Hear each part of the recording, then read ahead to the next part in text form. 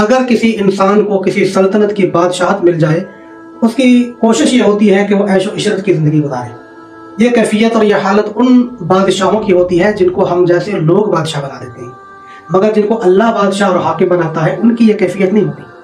ان کی کوشش ہوتی ہے کہ جس طرح ان کی رعایا زندگی گزار رہی ہے ان کے جیسی زندگی گزاریں، ان کے ساتھ مل جل کر رہیں۔ وہ ایسی زندگی گزارنا چاہتے ہیں جیسے پیغمبر اکرم صلی اللہ علیہ وآلہ وسلم نے گزاری۔ وہ ایسی زندگی گزارنا چاہتے ہیں جیسے امیر المؤمنین علیہ السلام نے گزاری۔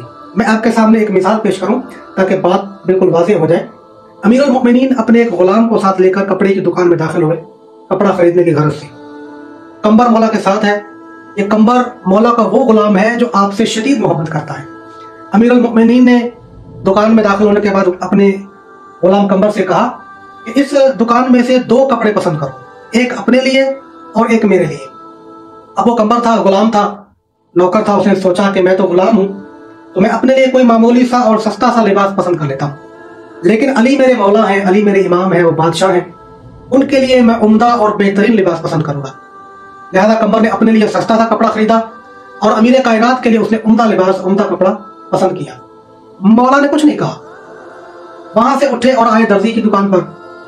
درزی کے پاس آ کر امیر المؤمنین نے عجیب کام کیا۔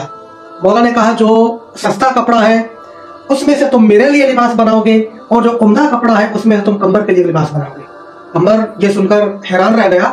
اس نے کہا مولا، آپ مولا ہیں، آپ بادشاہ ہیں، میں غلام ہوں، میرے لیے سستا لباس ٹھیک ہے، یہ عمدہ لباس آپ کے شان شوکت ہے، عمدہ لباس آپ پہنے، یہ آپ کے لیے ہے۔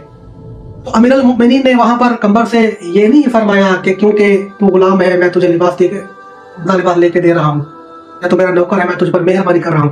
ایسا جملہ امام نے کہا کہ جس سے آپ نے عمدہ لباس بھی اپنے غلام کو دلوا دیا اور اسے محسوس بھی ہونے دیا۔ امیر المؤمنین نے فرمایا کیونکہ میں بوڑھا ہو چکا ہوں لہذا میں اب عمدہ لباس نہیں پہن سکتا اور میرے لیے سستا کپڑا ٹھیک ہے، لیکن تم ابھی جوان ہو اور یہ عمدہ لباس تم پہنو۔